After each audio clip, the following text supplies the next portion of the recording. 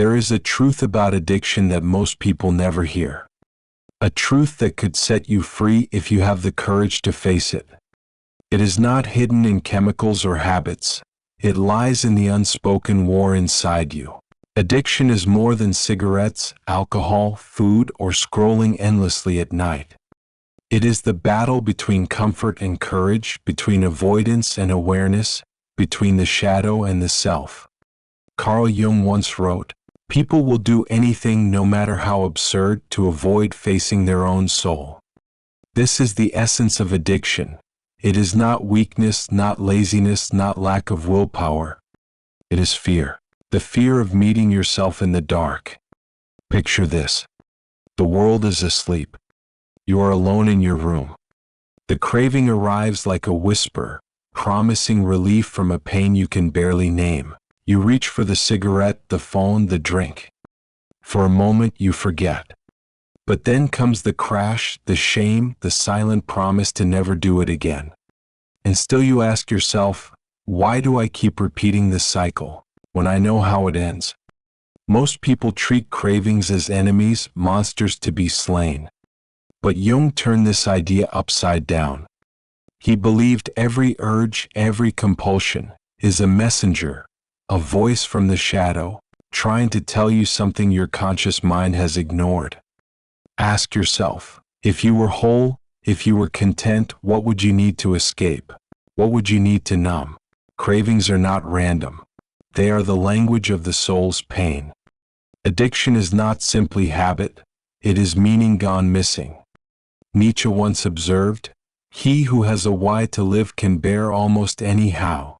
Addiction thrives not because you lack discipline, but because you have lost touch with your why. You are fighting not an enemy of strength, but a puzzle of purpose. This is why discipline alone fails. You can say just stop 1,000 times. But until you ask, what is this craving trying to show me? The pattern repeats. What pain are you avoiding? What truth have you locked in the basement of your own mind? Jung defined the shadow as everything we deny, our shame, our fears, our unwanted desires. And the more we push it away, the stronger it becomes. Addiction is the shadow's favorite disguise.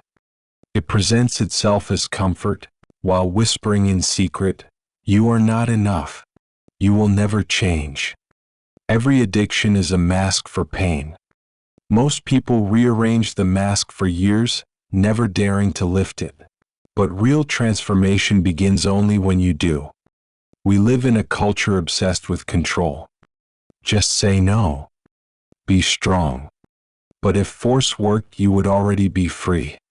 Jung wrote, "The shadow is not defeated by force. It is only transformed by attention." Think of a beach ball pressed underwater. The harder you push, the more violently it rises. Suppression is not freedom, it is pressure waiting to explode. You cannot white-knuckle your way out of the cycle forever. The craving always returns until you stop resisting and start listening. So what should you do the next time the urge arrives? Pause. Notice. Ask, what am I really seeking right now?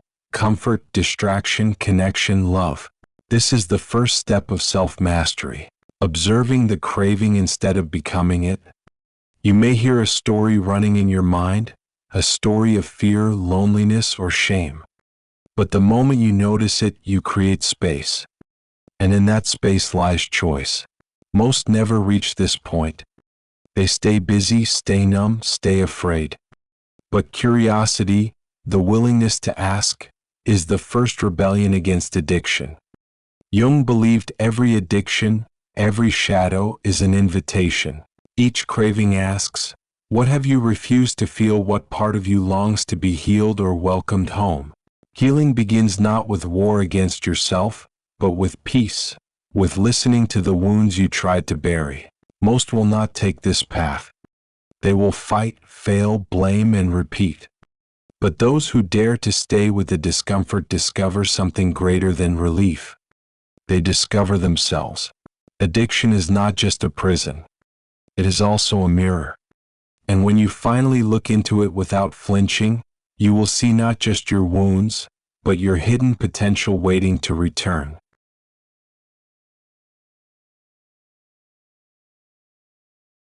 Addiction does not begin with the substance in your hand or the habit you repeat.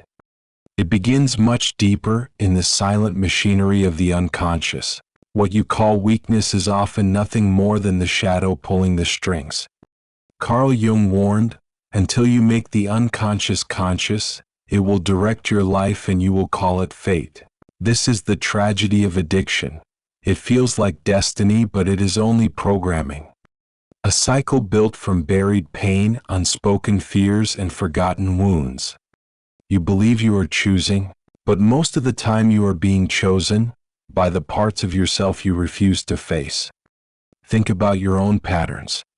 Why do you crave distraction precisely when you are closest to meaningful work? Why does loneliness push you toward empty connections? Why does stress make you reach for the one thing that leaves you emptier afterward? These are not random slips. They are signals from the unconscious, replaying the same script until you notice. Nietzsche once said, "The individual has always had to struggle to keep from being overwhelmed by the tribe." In the same way, the individual must also struggle against the inner tribe, the collection of past voices, unhealed wounds, and conditioned fears that live inside. Addiction is not only a chemical trap, but a psychological crowd within you, pulling you back into conformity with your old self. The unconscious works like a hidden storyteller. It whispers through cravings, disguises pain as pleasure, and convinces you that escape is relief. But every time you obey, you strengthen its control. The cycle deepens and the shadow grows stronger. Consider how often people say, "That's just who I am." But who told them that story? Was it truly their authentic self, or was it the shadow shaping their identity through repetition of wounds? Every addiction begins as a coping mechanism, but left unexamined, it hardens into identity. Jung believed that the shadow contains everything we disown. Not just shame and fear, but also strength and potential. By ignoring it, you do not erase it, you hand it control. Addiction is the shadow ruling your life in disguise. Carl Sagan once warned, "You have to know the past to understand the present." The same is true of your inner life. Until you trace your cravings back to their origin, you will confuse them for fate. Maybe that drink is not about thirst, it is about the father who never listened. Maybe that endless scrolling is not about boredom, it is about the loneliness you refuse to name. The unconscious speaks in symbols, not logic. And every craving is a symbol waiting to be decoded. Nietzsche also reminded us, "He who despises himself still respects himself as one who despises." This paradox is visible in addiction. You may hate your own habits, yet still obey them because the unconscious finds safety in the familiar, even when the familiar is destructive. So what does freedom require? First, awareness, noticing the craving without immediately obeying. Second, inquiry, asking, "What is this really about?" Third, integration, bringing the shadow into light so it can no longer manipulate you from the dark. Addiction thrives in unconsciousness. It needs you to stay asleep, to stay busy, to stay distracted. But the moment you shine awareness on the craving, you create space. And in that space lies the possibility of choice. Carl Jung wrote, "One does not become enlightened by imagining figures of light, but by making the darkness conscious." The work of liberation is not pretending the shadow isn't there, but dragging it into the open. When you see it clearly, you realize it has less power than you feared. So remember this. You are not doomed to repeat the cycle. You are not trapped by fate. You are only trapped by unconsciousness. And the instant you begin to see, the grip begins to break. Addiction loses its hold not when you fight harder, but when you stop mistaking your shadow for yourself. The craving is not you, it is the voice of the part you have yet to face. And the moment you face it, the cycle begins to unravel.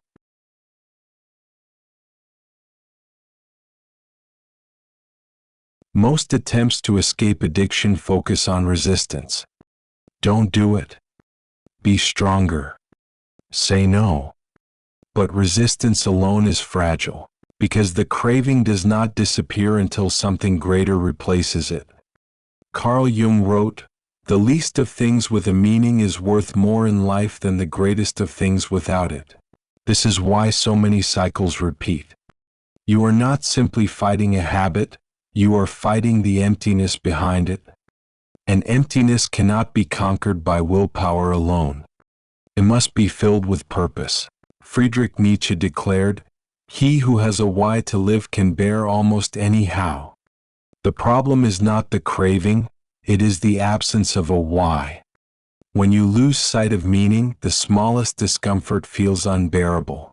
But when your life burns with purpose, even pain becomes fuel. Addiction thrives in the vacuum of meaning. It steps in where purpose is absent, offering counterfeit comfort in the form of quick relief. That drink, that cigarette, that endless scroll, each one is a placeholder for what you truly long for. Not stimulation but significance. Not escape but engagement. Not numbness but connection. Consider how cravings arrive most strongly in moments of aimlessness. When you are bored, lonely, uncertain, or disconnected, the urge grows. But notice how weak it becomes when you are deeply immersed in meaningful work, in love, or in creation. It is not discipline that silences the craving, it is purpose that makes it irrelevant. Viktor Frankl, the psychiatrist who survived concentration camps, wrote, "Life is never made unbearable by circumstances, but only by lack of meaning and purpose." If meaning could sustain a man in the darkest of prisons, it can sustain you in the struggle against addiction. Carl Jung saw meaning not as luxury but as necessity. He believed that when a person loses meaning, the psyche compensates with neurosis, compulsion, and addiction. In his words, "The sole purpose of human existence is to kindle a light in the darkness of mere being. Without that light, the darkness fills itself with substitutes." So the question is not, how do I stop this habit? The real question is, what am I living for? Because until you answer that, the shadow will keep returning with distractions to occupy the void. Finding meaning does not always require grand answers. It begins with small commitments that align with your truth, creating instead of consuming, connecting instead of isolating, serving instead of escaping.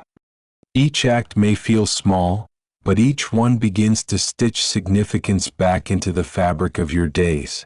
Nietzsche once said, "Become who you are." Addiction keeps you from this, not because you lack strength but because you lack direction. It chains you to false comfort so you never risk the journey of authenticity. But the moment you begin to walk toward your true self, even imperfectly, the craving loses its dominance. Meaning is the only true replacement for addiction. Discipline may hold the craving back for a time, but only purpose can dissolve it at the root. Purpose is not a task, it is a compass. It tells you not only what to avoid but where to go. And when the path is clear, the shadows of craving fall away. So ask yourself, what is my why? What is worth the pain, the effort, the sacrifice? Because when you have an answer, the craving no longer feels like fate. It feels like a distraction. Addiction whispers, "This will make you feel alive." But meaning answers, "You already are alive. Now live for something that matters."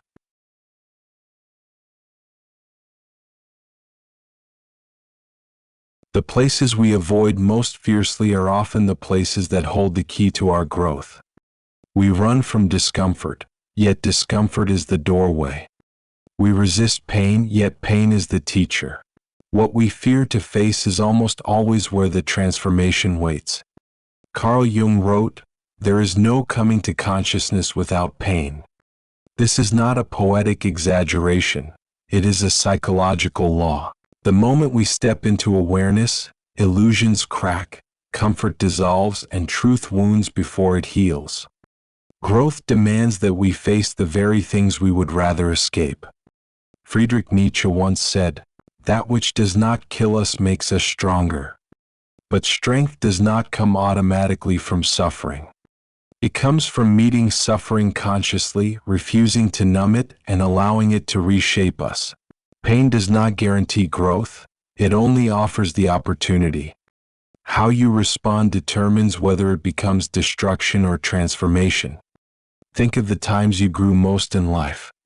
Were they the easy seasons, filled with comfort and applause? Or were they the moments of rejection, heartbreak, failure, and loss? It is in those moments, when your old self crumbles, that a new self begins to form.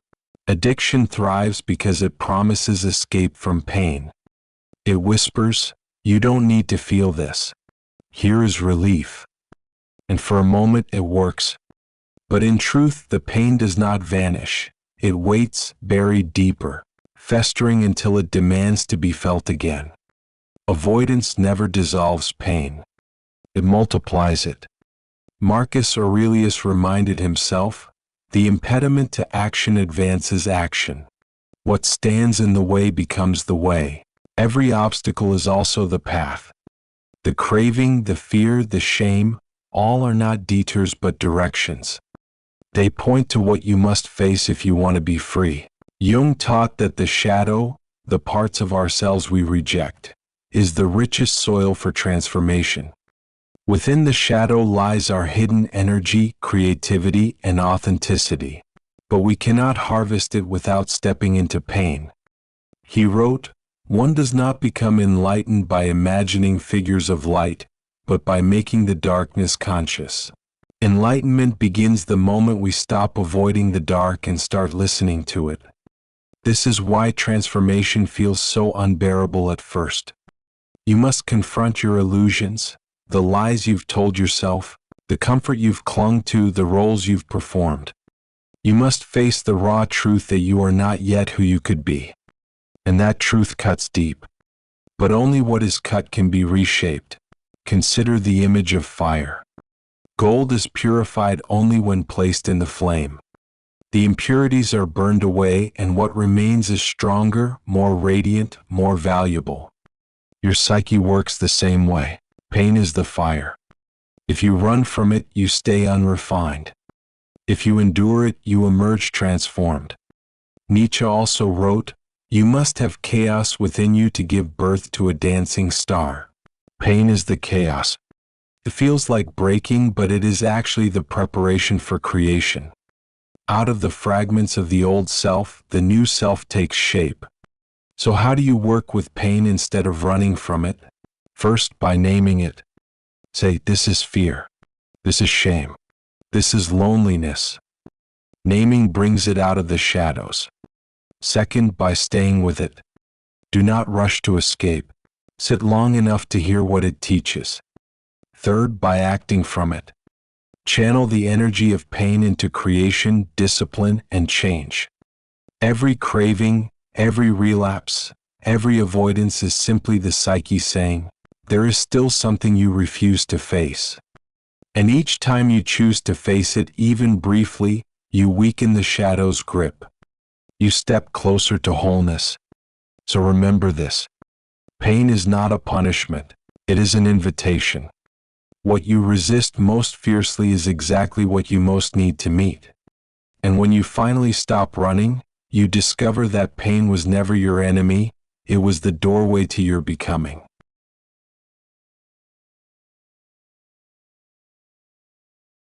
Freedom is not the absence of craving. It is not a life without shadows, without fear, without pain. Freedom is the ability to live fully with these things and not be ruled by them. Carl Jung wrote, "Wholeness is not achieved by cutting off a portion of one's being, but by integration of the contraries." This is the paradox most people miss. They think liberation means erasing their darkness. But the more you fight the shadow, the more power you give it. True freedom comes not from exile but from integration. Friedrich Nietzsche once said, "Become who you are." Addiction, avoidance, self-deception, all of these keep you from that task. They chain you to fragments of yourself, keeping you divided, restless, incomplete. But when you begin to welcome every part of you, the wounded, the fearful, the ashamed, you stop living in fragments. You become whole. Think about the journey you've taken. At first, you saw cravings as enemies. Then you learned they were signals. You discovered the unconscious patterns shaping your choices. You faced the pain you once avoided. And now the final step is not to destroy these parts, but to integrate them. Marcus Aurelius reminded himself, "When you arise in the morning, think of what a privilege it is to be alive, to think, to enjoy, to love." That privilege becomes real only when you are no longer at war with yourself. When you no longer waste energy suppressing, hiding, or pretending. Integration releases energy. It returns to you the vitality once drained by avoidance. Carl Jung believed that every human carries a shadow, but also that every shadow carries light. Inside your shame is the seed of compassion. Inside your fear is the root of courage. Inside your craving is the hunger for meaning. Integration is not about fixing yourself. It is about reclaiming what you already are. Consider how this changes your relationship to addiction. Instead of saying, "I must destroy this part of me," you say, "I must listen to it, understand it, and give it a new role." The energy once wasted in compulsions becomes fuel for creation, for discipline, for love. The very impulse that enslaved you becomes the impulse that frees you, because you have redirected it. Nietzsche also observed, "He who has a why to live can bear almost any how." When you integrate your shadow, your why becomes clear again. Your cravings no longer distract you from meaning, they remind you of it. Each time the urge arises, it is not a curse but a call. Return to your path, return to your truth, return to your whole self. Integration does not mean life becomes easy. You will still feel temptation. You will still feel fear. But you will not mistake them for fate anymore. They are part of you, but they are not all of you. And when every part is welcomed, nothing controls you. Carl Jung wrote, "I am not what happened to me, I am what I choose to become." Integration is this choice, choosing to become, not despite your past but through it. Choosing to walk with your shadow, not as an enemy but as a companion. Choosing to live not half a life but a whole one. So remember this, freedom is not perfection. Freedom is not escape. Freedom is the quiet strength of a person who has faced themselves completely and emerged whole. It is the peace of knowing that nothing within you needs to be hidden, because everything within you can be transformed. And when you live from that wholeness, you discover a freedom deeper than pleasure, stronger than pain, and greater than any craving. You discover the freedom of simply being, fully, authentically, and unapologetically yourself.